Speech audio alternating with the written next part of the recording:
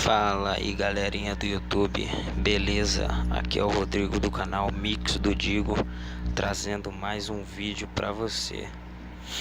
No vídeo de hoje eu quero trazer uma mensagem express, uma mensagem rápida, curta, com poucas passagens da palavra de Deus, porém muito impactante, né?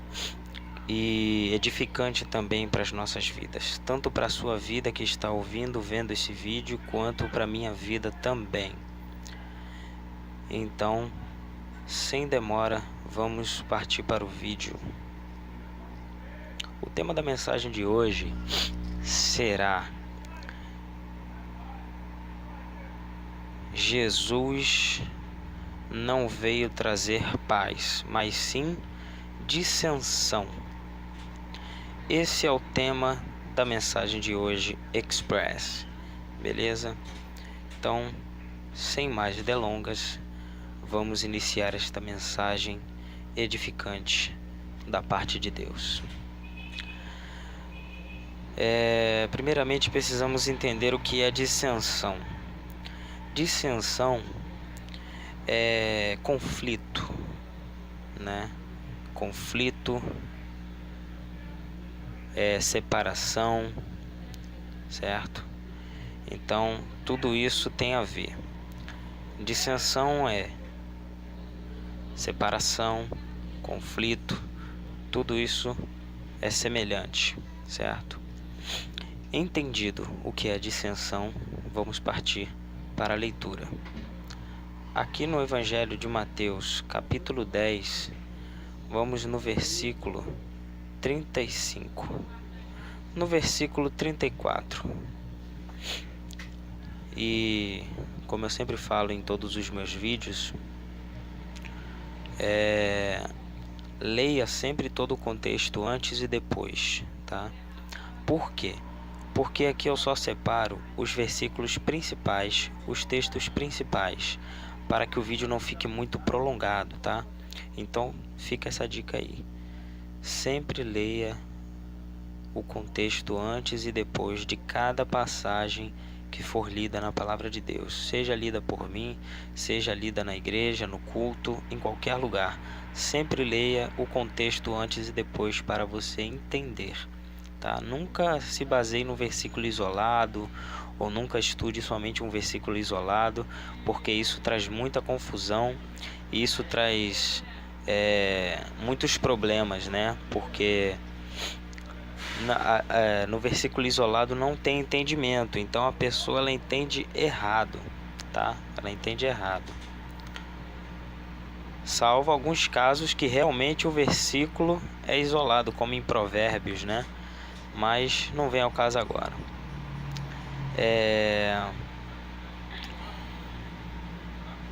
Mateus capítulo 10, a partir do versículo 34, diz assim: não penseis, isso aqui quem está dizendo é Jesus, não penseis que vim trazer paz à terra. Não vim trazer paz, mas espada.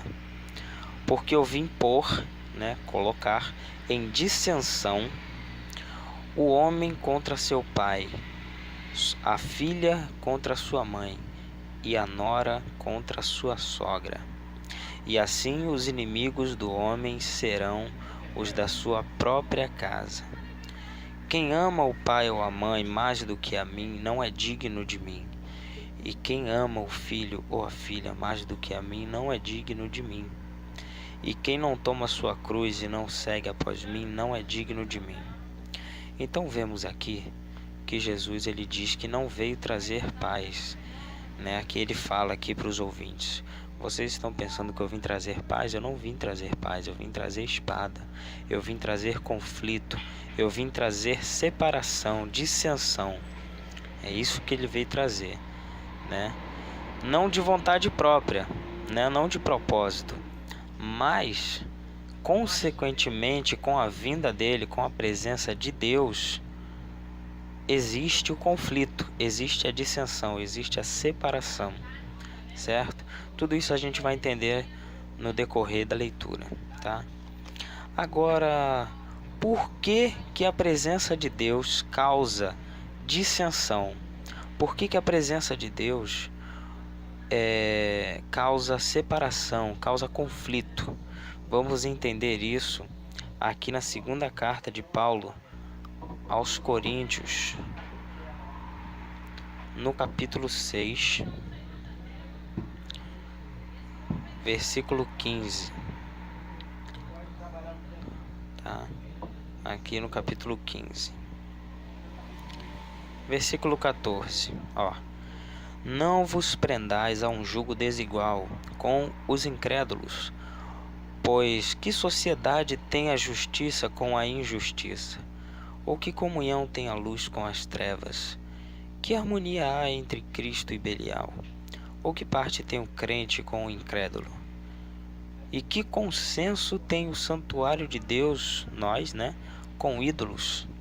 Pois nós somos santuários de Deus vivo, como Deus disse: neles habitarei e entre eles andarei, e eu serei o seu Deus e eles serão o meu povo. Pelo que saí vós do meio deles e separai-vos, diz o Senhor, e não toqueis coisa imunda, e eu vos receberei, e eu serei para vós pai, e vós sereis para mim filhos e filhas, diz o Senhor Todo-Poderoso. Tá? Então, olha só o que a palavra de Deus diz: não existe comunhão entre a luz e as trevas, entre Cristo e Belial, entre o crente e o incrédulo, tá? Não existe comunhão entre o bem e o mal. Existem os dois, o bem e o mal, mas entre eles não há comunhão, tá? Os dois não se dão bem, tá? Quando os dois se encontram, quando os dois batem de frente, o conflito é certo, é inevitável, tá? É inevitável. Isso tanto espiritualmente como fisicamente, tá? Fisicamente.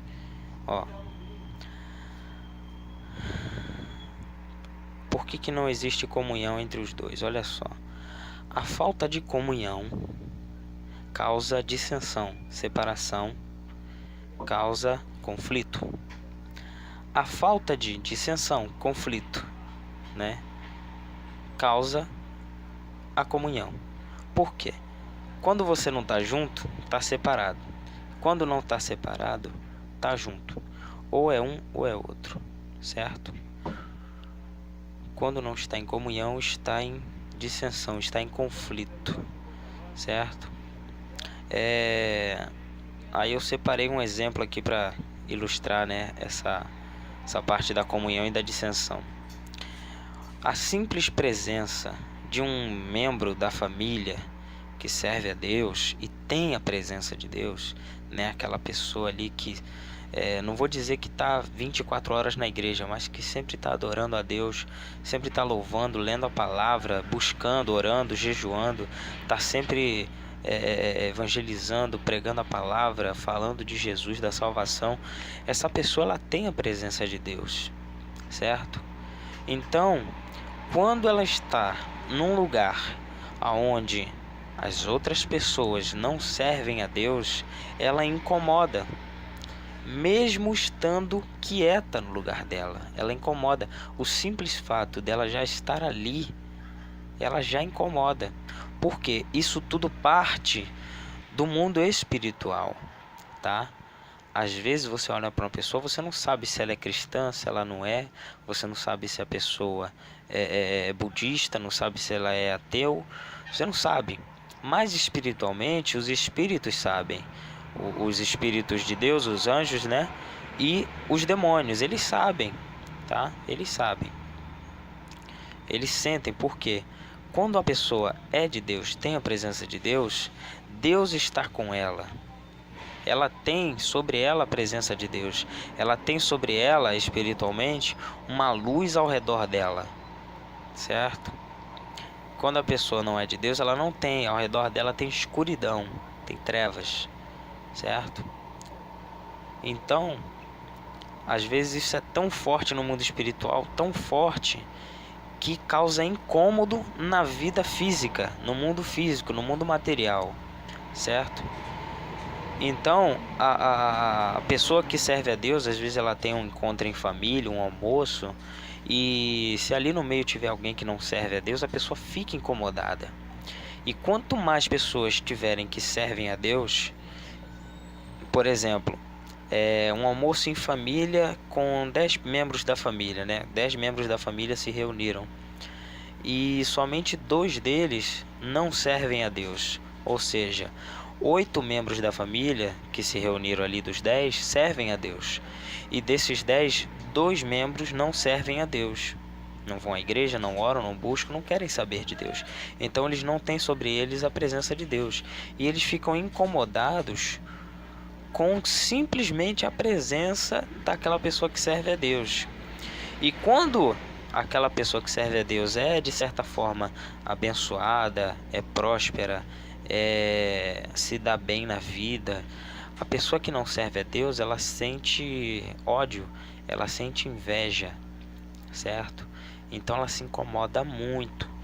E quando a situação é pior, a pessoa que não serve a Deus, ela tenta atrapalhar aquela pessoa que serve a Deus. Isso tudo é uma investida do inferno para que aquela pessoa que serve a Deus pense em desistir e parar, certo? E quando se trata de família, a situação fica muito mais complicada. Por quê? Se for uma pessoa de fora da família, você simplesmente pode fazer o que está aqui no versículo 17. Pelo que saí vós do meio deles, separai-vos, saia de perto deles. Não há comunhão, não existe comunhão. Então saia do meio deles, separai-vos, diz o Senhor, e não toqueis coisa imunda, e eu vos receberei. Certo?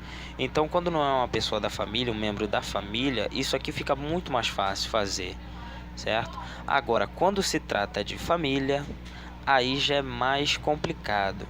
Por quê? Você não pode se separar, certo? Então, não podemos deixar de amar e cuidar nenhum dos nossos, tá?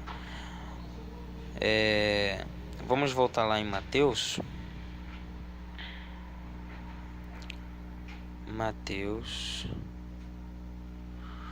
no capítulo 10, versículo 35, está escrito assim, porque eu vim pôr em dissensão o homem contra seu pai, a filha contra sua mãe e a nora contra sua sogra, e assim os inimigos do homem serão os da sua própria casa. Ou seja, quando se trata dos nossos, ou seja, daqueles que, não somente daqueles que habitam conosco dentro da nossa casa, mas os parentes, tá? Você vê que aqui cita a sogra. A sogra, normalmente, né? Não é normal o casal morar perto ou na mesma casa que a sogra. Acontece às vezes, mas não é normal, não é comum, né? E aqui deixa bem claro que a sogra não ela é membro da família, entendeu? Ela é um parente, ela é um parente, né, da família. Então não tem como excluir cunhados, tios, primos, não tem, é todo mundo. Vale para todo mundo. É da sua família, é do seu sangue, então é parente, tá? Eles são chamados de os nossos, né? Os nossos da nossa casa. São essas pessoas. Os que não são nossos são colegas de trabalho, de cursos, colega da rua, né? São pessoas de fora. Fica mais fácil se separar, fica mais fácil sair de perto. Agora, quando se trata de família, meu irmão, já fica complicado. E no verso 35 deixa bem claro que os da nossa casa não são somente os que moram conosco, né, mas também os parentes, né? A sogra, no caso a sogra é citada, ela representa os parentes, né? Porque geralmente a gente pensa que a família é o marido, a mulher e os filhos só. A mãe não é mais, a mãe virou parente, o pai virou parente, os sogros, e deu. E isso, que a família é aquilo ali, o resto é familiar. Eu pensava assim, mas agora eu não penso mais. Então tudo é família, certo? Todos são da família. Neste caso, cuidar e amar.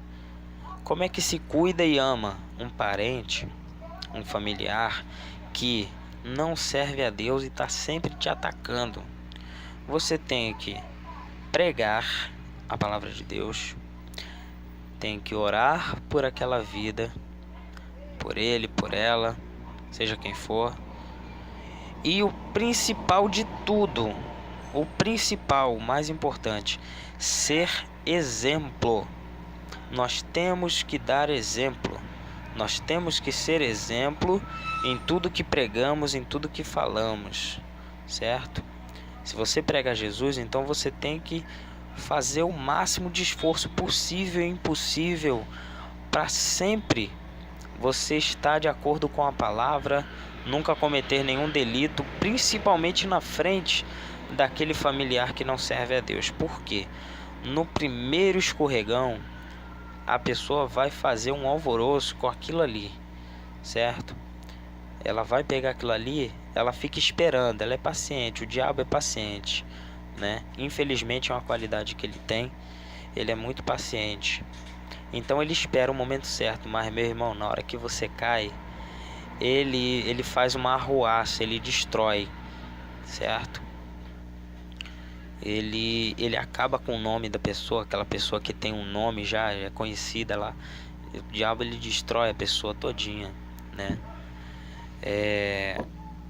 E se não fizermos isso, né? Se não fizermos isso, não cuidarmos dos nossos, não darmos exemplo, não pregarmos, se a gente não demonstrar que ama eles, pregando a palavra de Deus, porque quem ama tem que pregar o reino de Deus. Se você ama uma pessoa, você tem que pregar o reino de Deus, tem que pregar salvação, tem que pregar Jesus, tá? Isso é uma grande demonstração de amor, porque você está partilhando de algo que te faz feliz, que traz vida e que pode salvar, tá? E quando a gente não cuida dos nossos, quando a gente é relaxado, sabe? Quando a gente não ora pelos nossos familiares, quando a gente não cuida deles, veja aqui o que acontece, ó. Primeira carta de Paulo a Timóteo, capítulo 5, versículo 8. Olha só que forte. Olha.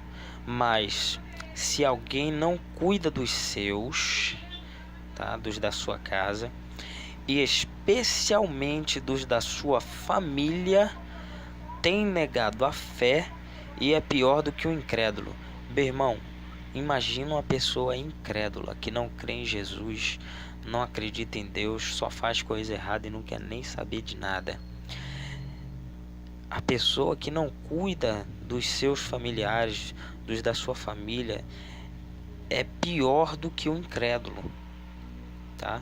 Negou a fé, como se a pessoa nunca tivesse servido a Deus. Então, aí eu separei aqui um versículo em Apocalipse,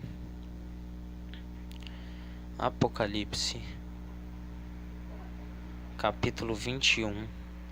Olha só o que a palavra de Deus diz sobre o incrédulo. Apocalipse, capítulo 21, versículo 8. Mas quanto aos medrosos e aos incrédulos e aos abomináveis e aos homicidas e aos adúlteros e aos feiticeiros e aos idólatras e a todos os mentirosos, a sua parte será no lago ardente de fogo e enxofre, que é a segunda morte, tá? Então, o incrédulo vai para o inferno, vai para o lago de fogo, a segunda morte. Se você é pior do que o incrédulo, você também vai para lá. Então, a gente tem que cuidar dos nossos, tá? Então, mesmo que com a presença de Deus você cause conflitos familiares, não se deixe esmorecer, não desista, tá? Não se separe, não se aparte daquele familiar, pelo contrário, se apegue mais a ele. Pregue a palavra de Deus. Se ele não quiser te ouvir, beleza, não precisa usar palavras, use a sua vida como pregação. Pregue através de atitudes, através da sua vida, através do seu dia a dia, certo? Através de opiniões, através de atitudes, tá? E com certeza Deus vai alcançar aquele coração, certo? A pessoa vai ver que não consegue te atingir e vai ver que Deus é mais forte, e ela vai querer fazer parte disso, vai querer fazer parte da família de Deus, tá? Meu amado, minha amada, muito obrigado por assistir esse vídeo. Espero grandemente de todo o coração que esta mensagem tenha abençoado e edificado a tua vida. Se sim, compartilhe esse vídeo, curta esse vídeo. Se você quiser, preferir, se inscreva nesse canal, tá? Ative o sino aí das notificações para que você seja o primeiro a ser notificado quando eu postar um vídeo novo, tá? De vez em quando eu estou postando um vídeo, sempre que Deus me abençoa com uma palavra, eu estou postando um vídeo novo da palavra de Deus. E compartilhe esse vídeo com seus amigos, com seus familiares, tá? Assista esse vídeo quantas vezes você quiser.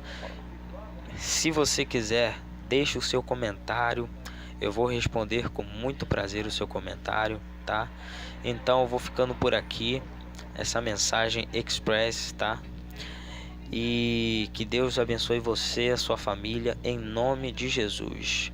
Valeu, pessoal.